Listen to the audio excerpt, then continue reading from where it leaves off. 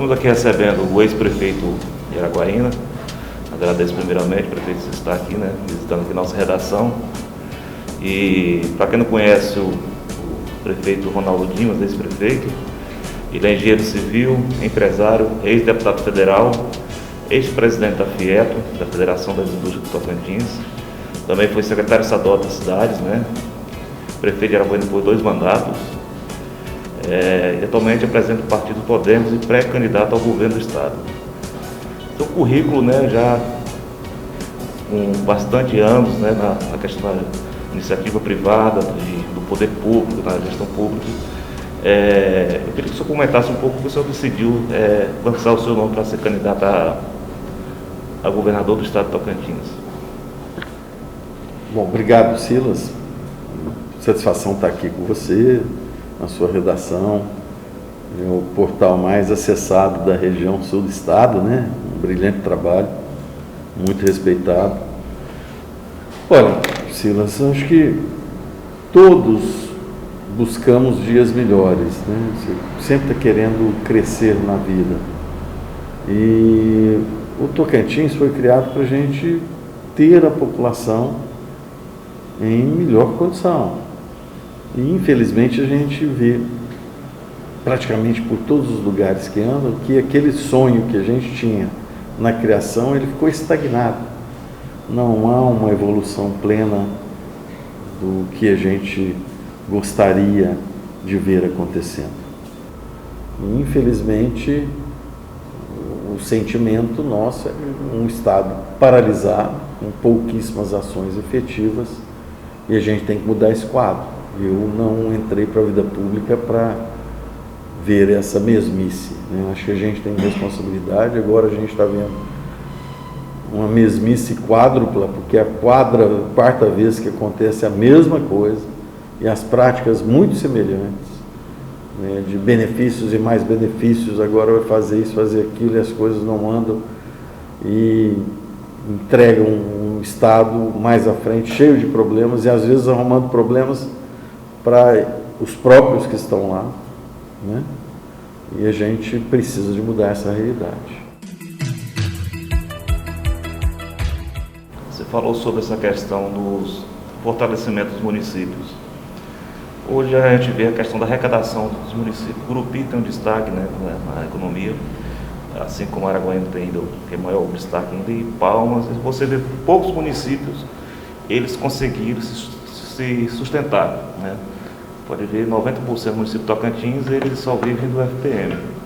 Eu queria que o senhor falasse para nós como é que se deve fazer essa libertação dos municípios para ele não ficar muito aprisionado apenas ao FPM. Existe possibilidade de crescimento desse município, da economia desse município, para que eles saiam dessa prisão econômica?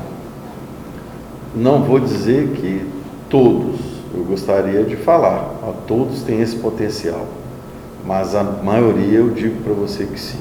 Aí vem o que é fundamental: saúde está funcionando adequadamente?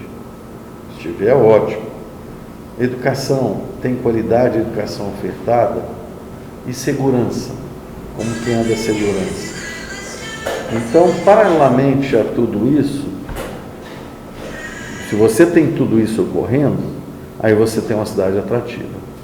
E como que você alcança isso? Com planejamento, não é da noite para o dia. O Estado, por exemplo, não está oferecendo segurança para os municípios. Tem vários e vários municípios que compartilham uma única viatura andando de um lado para o outro. 3, 4, 5 municípios sendo servidos por uma viatura, não tem nem policiamento permanente.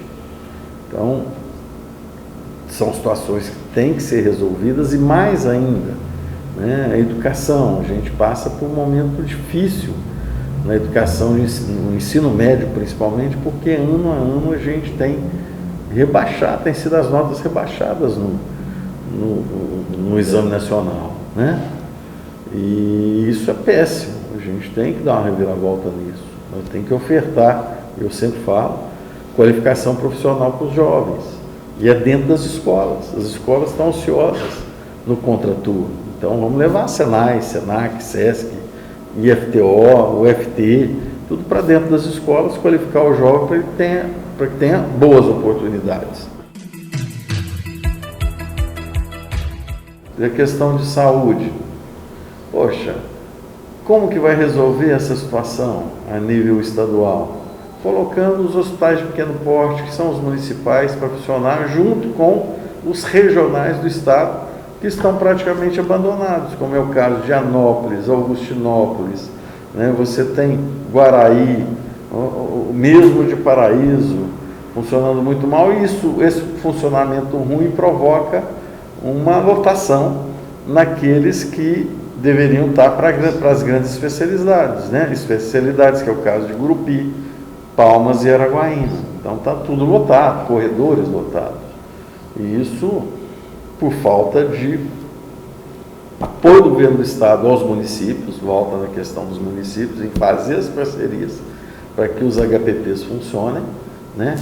A falta de responsabilidade e gestão em relação às próprias unidades estaduais, e aí gerando um desconforto imenso de pessoas que estão aí há anos e anos para fazer, às vezes, um tratamento nem tão complexo e não consegue. 33 anos de Tocantins, né, Silas? Nós criamos o Estado para ver todo ele se desenvolver. Então, foi criada a nossa capital. Lá houve um investimento muito grande do governo do estado e é uma capital hoje que nos orgulha de ter, porque é uma cidade muito bonita, agradável, todo mundo que chega lá se sente bem e elogia a nossa cidade. Né? Agora, a mesma qualidade de vida ofertada em Palmas é que a gente quer ver em todo o Tocantins. O que eu pretendo fazer é resgatar essa dívida histórica do Estado para com os demais municípios. Então, separar a parte do orçamento, algo em torno de 2,5%, que dá 300 milhões de reais por ano, e aí encaminhar diretamente para os municípios. E aí você pega o menor, por exemplo, 1,5 milhão para ele. E a partir daí você distribui de acordo com a população e a área geográfica. E para fazer o quê?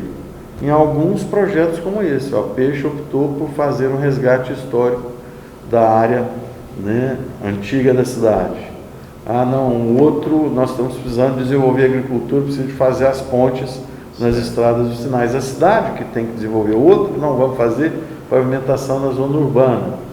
Então, você imagina um município igual Peixe receber algo em torno de 3 milhões por ano, em 4 anos, 12 milhões de reais, dá para fazer um trabalho diferenciado. Porque a realidade é que durante esses anos todos, se não fossem os deputados federais e senadores, a bancada federal enviando recursos para os municípios, aí que a gente teria uma distorção ainda maior entre as nossas cidades e a capital. Você falou sobre a questão da densidade, né? Vamos agora para a densidade eleitoral. Você está aqui em Gurupi, uma região que tem baixa densidade, né? Se somarmos aqui, nós temos 18 municípios que, e se for levar em conta os números da eleição a governo passada, que nós temos 90 mil eleitores que votaram. Aí você vai em Araguaína, só Araguaína tem quase isso, né? 80 e poucos mil eleitores do votos válidos que teve na eleição passada, na eleição para governo. E Palmas nós temos o dobro, né? Aí sem contar a questão da região norte em si, que Araguaína faz parte desse contexto. Sim. Como é que você vê assim, essa questão de representatividade para você trabalhar uma campanha para governo e do vice, tendo em vista que o senhor pega um vice do sul, pode ser aí prejudicado, sei que o Laurence tem conhece outras regiões, e tendo em vista que o grande colégio eleitoral hoje está em Palmas, tendo lá o governador, o Wanderley. Como é que o senhor vai trabalhar essa composição? Olha, eu estou preocupado com pessoas numa chapa que tenham capacidade, competência, seriedade e experiência. Não adianta nada pegar alguém que, o que você fez até hoje? Deu um prego numa barra de sabão, né? Então, acho que a população cansou disso. O que eu vejo? eu não gosto de falar de mim mesmo, mas não dá para, é só lá em Araguaína que você vê o que é um trabalho bem realizado. Vai lá, e aí evita de eu ficar falando, então pega os vídeos e veja o que está acontecendo lá. Aqui a mesma coisa, o Laurez realizou um belo trabalho. A gente tem em Palmas boas pessoas que podem compor naturalmente uma chapa também. Então, acho que isso tem o tempo correto para acontecer, para realizar, sabe? E esse tempo correto vai ser mais à frente. A gente tem um round, vamos dizer assim, decisivo, que é o início de abril, que é o final das filiações partidárias, e depois o outro que é o decisivo mesmo, onde as composições vão ser feitas, que são as convenções. Eu acredito que esse primeiro round já vai mostrar muito o que vai acontecer lá na frente nas convenções partidárias. Eu tenho convicção plena de que essa turma que realiza, que quer ver o bem do Estado, nós vamos estar juntos. Hoje aqui tem um grupo muito forte, que é o Laurez, o Oswaldo Estival, e eles estão muito vinculados com a Mastro lá em Palmas, né? Aparentemente, né? Eu acho que tem gente que tira fotografia e solta notícia. Inclusive eles mesmos divulgam, né? Nas redes sociais deles a gente acompanha o depoimento do próprio. O Amastro é uma pessoa que eu gosto muito, respeito. Ele teve uma oportunidade grandiosa de ser o governador do estado, e algumas questões o atrapalharam, e vem agora numa pré-candidatura a deputado federal. Acho que ele vai poder representar muito bem o estado se eleito for. E espero, quem sabe, não possa estar junto também. Sério. E o Laurez? O Laurez a gente tem conversado muito, né? Tem conversado muito, participado de muitos eventos juntos, tido uma espécie de pré-compromisso de estarmos juntos nessa eleição. Então ele está batalhando pela candidatura, assim como eu, e lá na frente a gente vai avaliar qual que é o quadro melhor e de que melhor forma essa composição se dará. O candidato ao governo, o vice, já teve alguns contratos. É o norte e sul, e a gente vê muito isso. Não, se vocês estiverem juntos aí, a metade da eleição já foi, né? Então a gente vê muito isso. Essa aproximação do Laurez com o Vanderlei não atrapalha um pouco? Eu não sei, a ligação deles, já foram deputados juntos, né? Mas eu, sinceramente, não acredito que o Laurez vai se aliar a um governo decadente. Certo. Decadente por quê, essa consideração? É o mesmo governo. O que esse governo fez? Qual é? A gente tem que reconhecer, eu reconheço sempre o que é bom. E são vários setores, né, de uma gestão. E não adianta pensar, não, a outra gestão. Que outra gestão? A mesma gestão. O vice-governador e o governador, o vice participou lá da eleição dele, foi um dos responsáveis pela articulação para a eleição dele a presidente da Assembleia, que depois levou ele a um governo interino, foi vice e é o vice nos 2 mandatos, então ele tem participação. E se você vê, o governo mudou o quê? Muito pouco. Praticamente são os mesmos que estão por lá, às vezes em pastas diferentes. E mais do que isso, o que é relevante para mim tá bom, vamos reconhecer. O que é, qual é a área que está boa, ou que não, essa área realmente ela melhorou muito? A educação, a saúde, as estradas, o que é que tem de bom? Assistência social, o que tem de bom nesse governo? Então, essa é uma pergunta que tem que ser respondida. Por quem? Né? Todo mundo. A população tem que analisar isso. Qual é o setor que está em pleno funcionamento? Oh, isso aqui está bom demais. Eu, sinceramente, não consigo responder para você. Então, é decadência total para o Estado, é uma mesmice extrema, e agora infelizmente, utilizando-se da máquina pública para oferecer emprego, DAS, não sei o que, isso, aquilo, que vai resolver o problema do mundo. É ridículo falar em direitos que não estão sendo respeitados. Durante os 8 anos, eu não deixei uma database sem ser cumprida, todas as progressões foram concedidas, é legislação, tem que valorizar o servidor. Você não faz um trabalho adequado se não tiver o servidor do seu lado.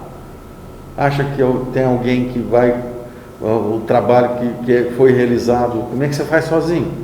Nunca. Então a valorização do servidor, para que ele se sinta prestigiado e participe de fato da gestão, é fundamental. Então, cumprimento da database não é, chega lá, vamos acumular, agora vamos pagar. E vai jogar a conta para frente, né? Vamos pagar parcelado, aí sabe-se lá quanto. Isso não pode ser deixado acumulado.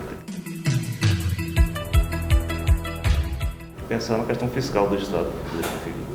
Que não é complicado, porque com poucas ações, eu vou falar para você, o Estado tem crescido receita, praticamente, a receita própria do Estado, ela tem crescido muito, muito. É bem superior a 5% real ao ano, né?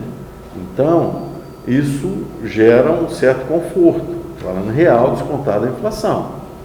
Agora, pode crescer ainda mais, e não é aumentando tributação, pelo contrário, em alguns casos é diminuindo tributação, porque tem situações que o imposto muito elevado provoca a sonegação, e aí se você reduz, você vai aumentar a arrecadação. Fazer um grande mapeamento do Estado, eu tenho convicção que a gente vai poder ter nas mãos todos os parâmetros para poder fazer um licenciamento mais rápido, bem mais rápido. E isso, te falo com segurança, vai em 2, 3 anos dobrar a arrecadação do Estado, né? Vai dobrar a arrecadação do Estado. Então, a questão é fazer o desenvolvimento ocorrer, que é o que principalmente a gente não tem hoje. Por quê? Esses entraves e, mais ainda, a falta de credibilidade. Qual é o grande empresário que hoje quer vir aqui e começar o negócio do nada? É difícil, né? Como é que você convence nessa instabilidade toda? Ou vem cá que aqui é um bom estado para se investir. Não é uma coisa tão simples assim hoje, e a gente tem que retomar isso. Mostrando aqui aquilo que prega o governo, por exemplo, não estamos enquadrados na lei de responsabilidade fiscal. Olha a nota do Estado. A nota do Estado no Tesouro Nacional. C, sabe o que significa isso? Inviável todo e qualquer tipo de projeto que inclua novos recursos que possam vir através de financiamento, seja do próprio governo ou, né, internacionais. Esses dias mesmo eu vi o ex-secretário da Fazenda falando, não, nós enquadramos o Estado na lei de responsabilidade fiscal. Não, então o Tesouro Nacional está mentindo, né? O Tesouro Nacional está mentindo. O Ministério da Economia está mentindo. Ronaldo Dimas, é um prazer aqui ter recebido você. Queria que você fizesse suas considerações finais, como é que você avalia essas andanças aqui na região sul do Tocantins, como é que você tem visto assim, as demandas aqui na região sul para construir esse teu plano para que será transformado em um plano de governo futuramente, né? Olha, Silas, eu lhe agradeço mais uma vez por estar nos recebendo. O Gurupi é a cidade mais importante da região sul do estado. A gente tem que olhar isso de forma diferente. E o que me dá a impressão, nesses anos todos, infelizmente, as cidades que são muito importantes, eu cito algumas aqui, né, que são regionalmente fundamentais, você falou, olha, as mais importantes são, de fato, Gurupi, Palmas e Araguaína.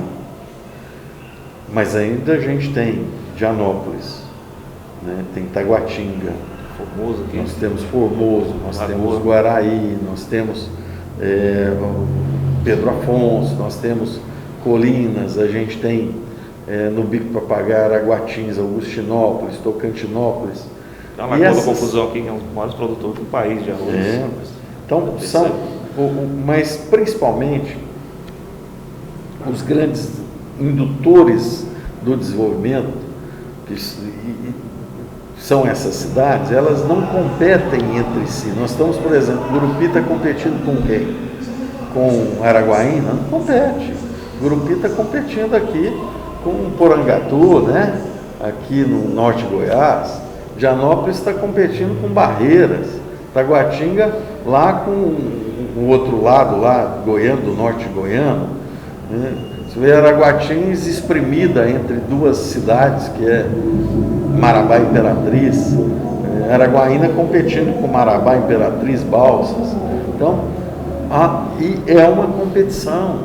E o Estado parece que não enxerga isso para poder vir aqui em Gurupi e falar, gente, aqui é importante demais. O que a gente precisa de fazer para dar a ela essa relevância e ter ainda mais atratividade para a gente desenvolver o nosso Tocantins, né? Porque o que faz aqui reflete em todas as cidades da região.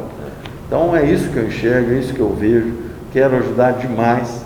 Nós estamos buscando essa oportunidade, levando um pouco do que a gente pensa, mas também escutando toda a população para a construção de um plano de governo. Mas em linhas gerais, eu digo para você que o que nós podemos realizar pelo Estado é grandioso. Eu não vejo de outra forma. Muita coisa para ser feita tem, mas uma vontade enorme com gente capaz, né, para poder realizar. É assim que eu enxergo e é assim que nós vamos tocando essa pré-campanha e na campanha, aí sim, mostrar de fato todas as nossas propostas que a gente deseja colocar em prática para o Tocantins.